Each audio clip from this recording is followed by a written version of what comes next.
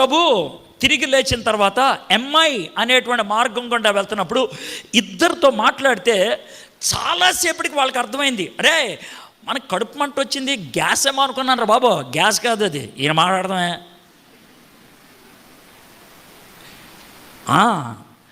ముందు గ్యాస్ అనుకొని ఇంటికి వెళ్తే నీళ్ళు తాగితే తగ్గుద్దేమో అనుకున్నాను, తగ్గలా. నీళ్లతో ఆగిపోయే మంట కాదది, ఆ మంట రేపాడు ఆయన లోన. కాబట్టి అదే మంట నీలో రేగితే యూ కెనాట్ బి సైలెంట్, నువ్వు ఉండలేవు. సన్హెద్రిన్ సభ భయమెత్తి కలవరపడి వచ్చి వారిని బలత్కారముగా పట్టుకొని సాయంకాలం అయినందున మరనాటి వరకు వారిని కావలిలోంచిరి. వారిని అంటే ఎంతమందిని? 20,000 మందినా?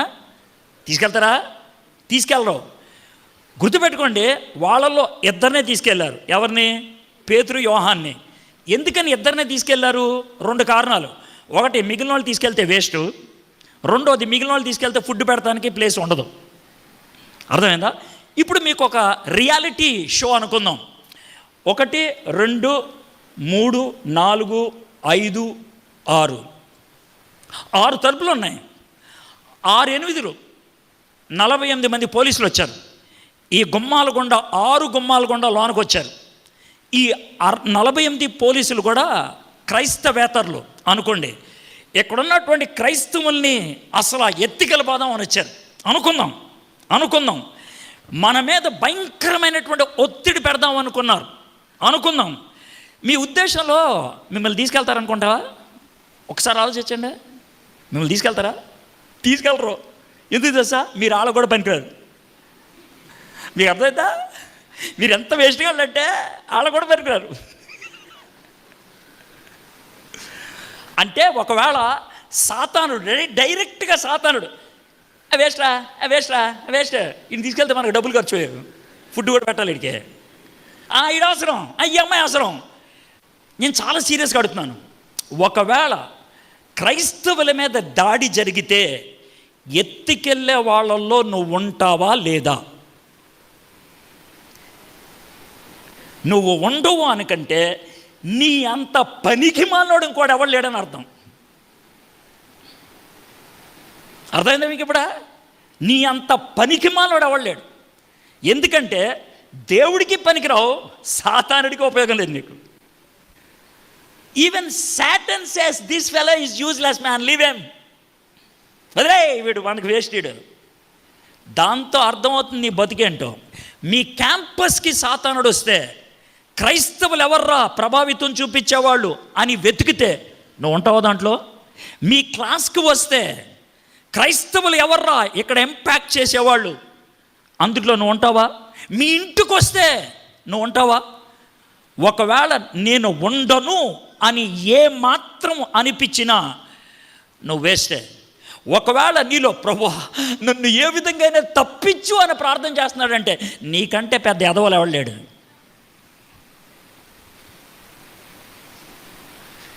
ఒలింపిక్ సెలక్షన్లో 50 మంది వెళ్తే 2 సెలెక్ట్ అవుతారు.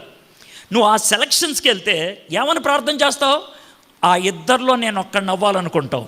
అది ఒలింపిక్స్. దేవుడు ఆడించే ఒలింపిక్స్లో నువ్వు ఉంటావా?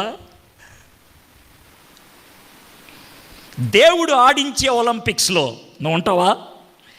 దేవుడు ఆడించే ఐపీఎల్లో నువ్వు ఉంటావా? ఆడేది 11 మందే, నువ్వు ఉంటావా దాంట్లో? ఇక్కడ 2 ఉన్నారు, పేతురు, యోహాన్లు. ఎందుకున్నారు వాళ్ళిద్దరూ ఉండడం బట్టి ఏం జరిగింది? ఆ 2లాగా మేము ఎప్పుడు అవుతాం? ఏం చేస్తే అవుతాం?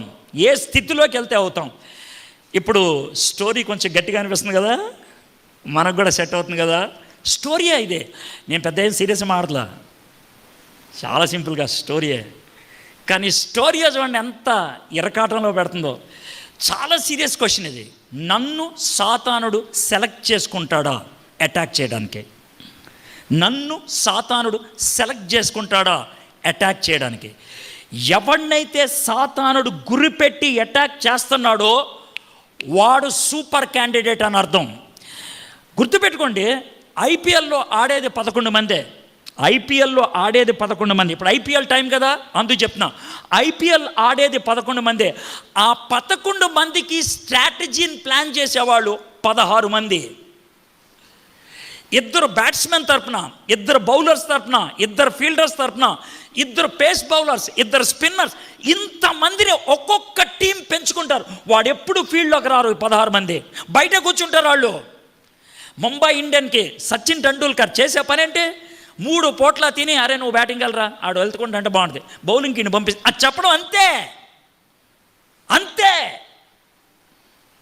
కానీ అలాంటి వాళ్ళు ఉంటారు వెనకాల, స్ట్రాటజీ ప్లానర్స్. ఆడేది 11 మందే. నేను అడిగే మాట ఏంటంటే, ఆ 11 మందిలోనూ ఉంటావా? Will you be there in the centre of the battlefield? 2 ఉన్నారు ఇక్కడ బ్యాటిల్ ఫీల్డ్లో, పేతురు, యోహాను. ఏ కారణం చేత వాళ్ళు సెలెక్ట్ అయ్యారు? ఏ కారణం చేత ఆ స్థాయికి వచ్చారు? ఏ కారణం చేత వాళ్ళ స్టోరీ బైబిల్లోకి వచ్చింది? 2000 సంవత్సరాల తర్వాత విశాఖపట్నం క్యూఎంబీలి చర్చిలో కూర్చొని ఆ స్టోరీ ఎందుకు మనం వింటున్నాం? ఆ స్టోరీని ఎందుకు మనం సింహావలోకనం చేసుకుంటున్నాం? Why? What is so special about them? వాళ్ళలో ఉన్నటువంటి గొప్పతనం ఏంటి? అది చూద్దాం. వారిని బలత్కారముగా పట్టుకొని సాయంకాలం అయినందున మరనాటి వరకు వారిని కావలిలో ఉంచిరి. రాత్రి పట్టుకున్నారు. చాలామందిని గొప్పోళ్ళని చీకట్లో పట్టుకుంటారు, పగల పట్టుకోవడానికి దమ్ము లేక. చీకట్లో యేసు ప్రభుని చీకట్లో పట్టుకున్నారు. ఏమ రైట్? ఇక్కడ కూడా అంతే. శివరాసన్ని చీకట్లో పట్టుకున్నారు.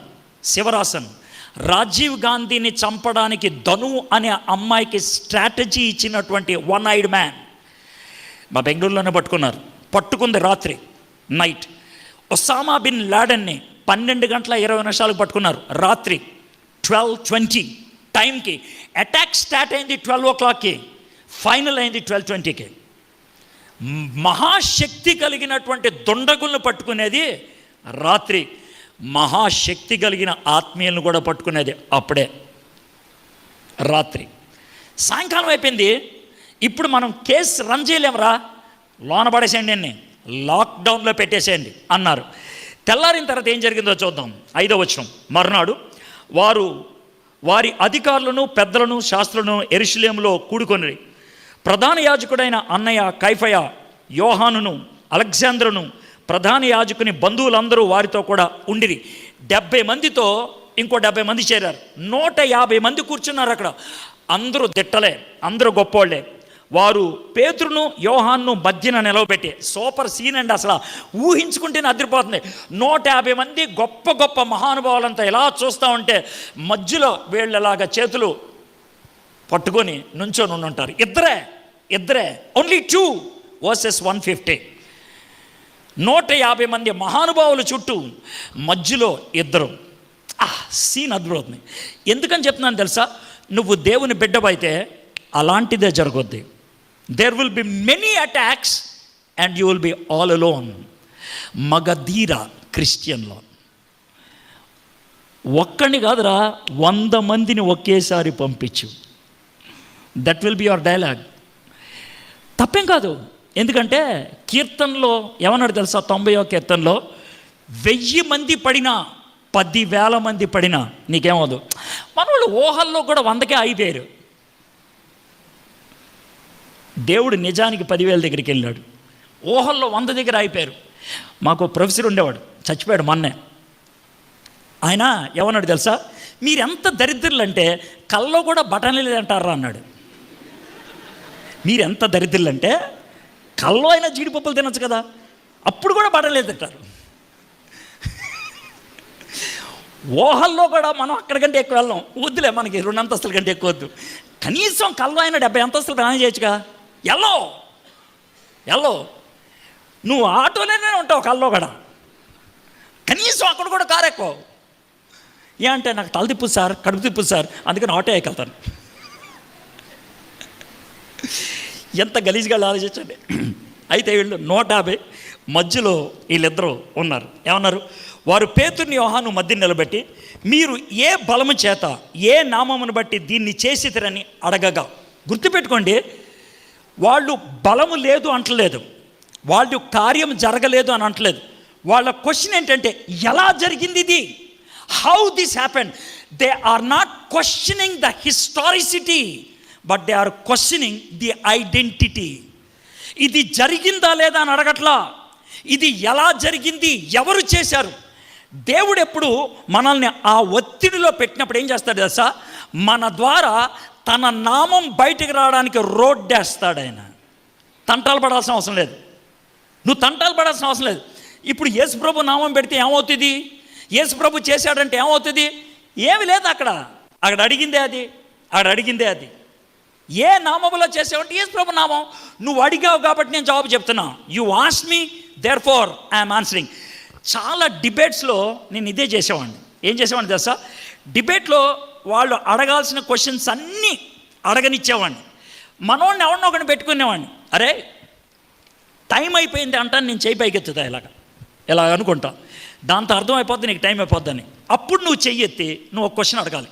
ఏమని అడగాలంటే, సార్ అసలు మీ జీవితంలో ఈ మార్పు ఎలా వచ్చింది సార్ అని అడగాలి. అప్పుడు మనం టకటకా చెప్పేస్తాం యేసుప్రభు గురించి, మనకి బాధే ఉండదు. ఎందుకు చెప్పారు సార్, ఆడు చెప్పన్నాడు చెప్పాను, నేనేం చేయను, నా తప్ప. ఆడు చెప్పన్నాడు సార్, మీ వాడే చెప్పన్నాడు చెప్పాను, మీ స్టూడెంటే చెప్పన్నాడు చెప్పాను. అర్థమైందా? అయితే మనం ప్రతిసారి ఆ డ్రామా ఎక్కర్లేదు, దేవుడే సీన్లోకి వస్తాడు, ఆయనే వేసేస్తాడు స్కిట్. ఇది దేవుడు వేసిన స్కిట్ అండి ఇదే. ఆ స్కిట్లో వాళ్ళతో వేయించిన ప్రశ్న ఏంటంటే, అరే ఈ పని జరిగింది మాకు తెలుసు, ఎందుకు జరిగింది, ఎలా జరిగింది. మన లైఫ్లో దేవుని కోసం జీవిస్తే దేవుడు మనకి పిచ్చి రెడీ చేసిస్తాడు. హిట్టింగే తర్వాత పిచ్చి రెడీ చేసే బాధ్యత అయింది, గేమ్ సెట్ చేసే బాధ్యత అయింది, టాస్ గెలిచే బాధ్యత అయింది, బౌలర్ని రెడీ చేసే పని అయింది, బ్యాట్ పట్టుకొని ఉతకటమే నీ పని. ఐపీఎల్ భాష, అంతకంటే ఇంకేం లేదు. As simple as that. వీళ్ళకి ఆ లాంగ్వేజ్లో సెట్ అయిపోయింది. ఏమన్నాడంటే, పేతురు మీరు ఏ బలం చేత దీన్ని చేసేది అడగా, పేతురు పరిశుద్ధాత్మతో నిండినవాడే. ఎవరితో నిండినవాడే? పరిశుద్ధాత్మతో. సార్ మరి పరిశుద్ధాత్మతో నిండాలంటే గదిలోకి వెళ్ళి గంట ప్రార్థన చేయాలి కదా సార్, పరిశుద్ధాత్మతో నిండాలంటే కనుక కొద్దిసేపు పోగాలి కదా సార్, పరిశుద్ధాత్మతో నిండాలంటే పెద్ద క్వైర్ ఉండాలి కదా సార్, పరిశుద్ధాత్మతో నిండాలంటే ఒకే పాటని ఒకే లైన్ని 6 సార్లు డిఫరెంట్ స్పీడ్లో పాడాలి కదా సార్. ఎవడు చెప్పాడురా నీకు, ఎవడు చెప్పాడురా నీకు? పరిశుద్ధాత్మతో నిండటానికి అయ్యం అక్కర్లా, బతుకు బాగుంటే చాలు, జీవితాన్ని దేవుడికి ఓపెన్ చేస్తే చాలు. పరిశుద్ధాత్ముడా నన్ను నీ చేత ఆవరింపచేయి అని అడిగితే చాలు. నన్ను నేను ఖాళీ చేసుకుంటున్నాను, నువ్వు నా జీవితాన్ని నువ్వు నింపు అని అడిగితే చాలు. పరిశుద్ధాత్ముడు మన హృదయాన్ని నింపుతాడు. తమ్ముడు ఓ బాటిల్ అమ్మా, ఈ బాటిల్లో నేను కొంచెం నీళ్ళు తాగుతాను.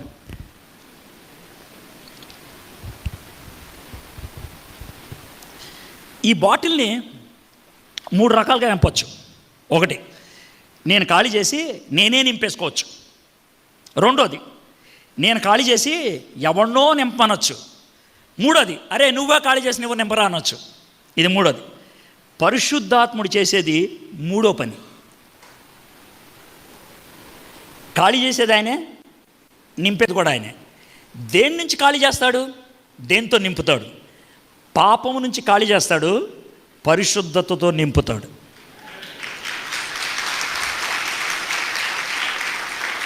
అదే పరిశుద్ధాత్ముడికి అప్పగించుకోవటం అంటే. నువ్వు సింగనాదం చేసి నేను పాపం క్లీన్ చేసుకుంటానులే అనొద్దు.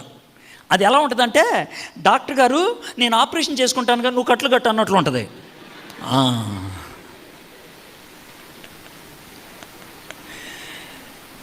పొట్ట చింపేది ఆయనే, కుట్లు కట్టేది కూడా ఆయనే, గాయపరచువాడు ఆయనే. డైలాగులు బావచ్చు మీకు, అర్థమైందా?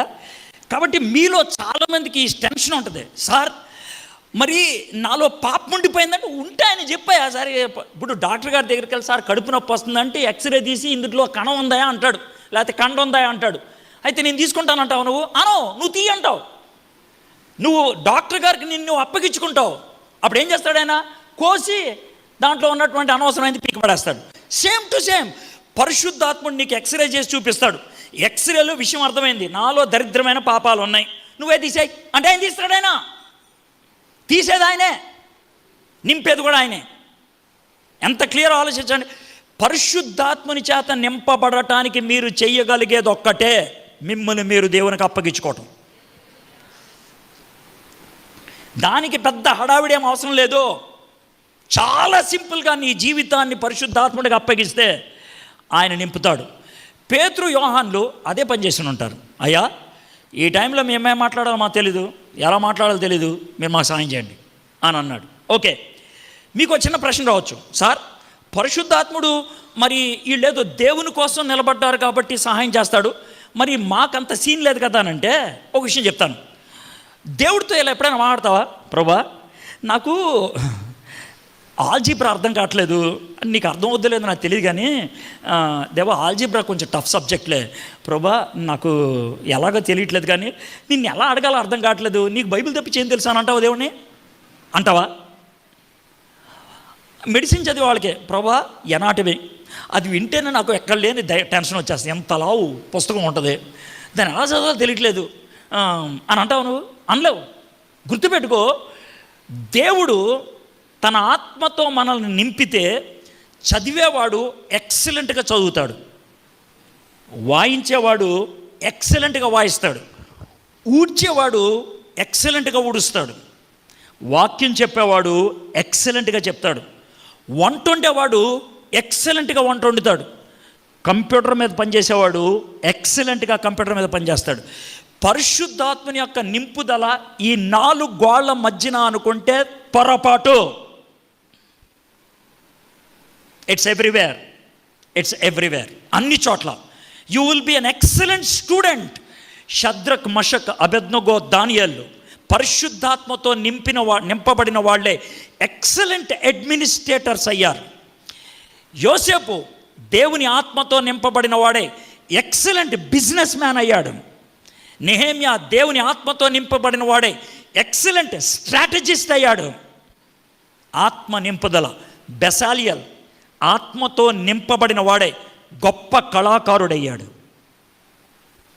Everywhere God spirit is essential. సరే, పరిశుద్ధాత్మతో నింపబడిన వాడే ఏమన్నాడు? పేతురు పరిశుద్ధాత్మతో నిండిన వాడే ఇట్లను, ప్రజల అధికారులారా, పెద్దలారా. అసలు ఈయన స్టార్ట్ చేసినటువంటి ఖతర్నాక్ పద్ధతి ఏంటి తెలుసా? ఈ దుర్బలునికి దేవుడు చేయబడిన ఉపకారమును గురించి, వాడు దేని వలన స్వస్థత పొందినని నేడు మమ్మును విమర్శించుచున్నారు గనుక. నేను ఇందాక మాట చెప్పాను, బాగుపడతామంటే మనల్ని ప్రశ్నించే వాళ్ళు చాలామంది ఉంటారు. మానేద్దాం అనుకుంటే చెడు వాటిని ప్రశ్నించే వాళ్ళు చాలామంది ఉంటారు. వీళ్ళు ఎందుకు విమర్శించబడ్డారు తెలుసా? ఒక కుంటోడిని బాగు చేసినందుకు అభినందించలా, విమర్శించారు. Please try to understand. దేవునికి దగ్గరైతే గనక ప్రజలు విమర్శిస్తారు. పక్కా చెప్తున్నా. దేవునికి దగ్గరైతే, పవిత్రంగా జీవించడం మొదలు పెడితే ప్రజలు విమర్శిస్తారు, ప్రజలు అడుగుతారు, ప్రజలు కనుబొమ్మలు పైకి వెళ్తాయి. ఇక్కడ కూడా అదే జరిగింది. విమర్శించారు. మంచి పని చేస్తే విమర్శించారు. అది కదా మీ ప్రశ్న. దానికి జవాబు మేము చెప్తాం. ఏమన్నాడంటే, మీరందరూ ఇశ్రాయేలు ప్రజలందరూ తెలుసుకొనవలసినది ఏమనగా, మీరు సిలువ వేసినట్టు. ఇందాక వాళ్ళతో అని మాట్లాడాడు, మీరు ఓటేలేదే ఆయన. వీళ్ళతో ఏమన్నాడు తెలుసా? మీరు సిలువ వేసాదే ఆయన. స్టార్టింగ్ డైలాగ్ అదే. అంటే ఒక మాటలో చెప్పాలంటే ఫస్ట్ స్టేట్మెంట్తో కప్లింగ్ పడిపోయింది, తప్పించుకోలేరేక. డ్రామా చాలా గొప్పది, కథ చాలా గొప్పది. ఎందుకంటే కథలో ఇరుక్కుపోతావు నువ్వు, బయట రాలేవు. తర్వాత ఇరుక్కుపోయారు. మీరు సిలువాసారే, ఒక్కసారి ఆగుండి ఉంటారు. కాదనలేరు. 50 రోజుల క్రితం జరిగిన విషయం అది. కాదనలేరు. 2 నెలల క్రితం జరిగిన విషయం. కాదనలేరు. మీరు సిలువేశారు, చంపేశారు, పాతెట్టారు. మా దేవుడు లేపాడు ఆయన. దేవుడు లేపాడంటారు. రుజువు అంటే సమాధులు చూసుకో, ఖాళీ ఉంది, దానికి మేము సాక్షులం. పునరుద్ధానుడైనటువంటి ఆ యేసు నామములో వీడు లేచాడు.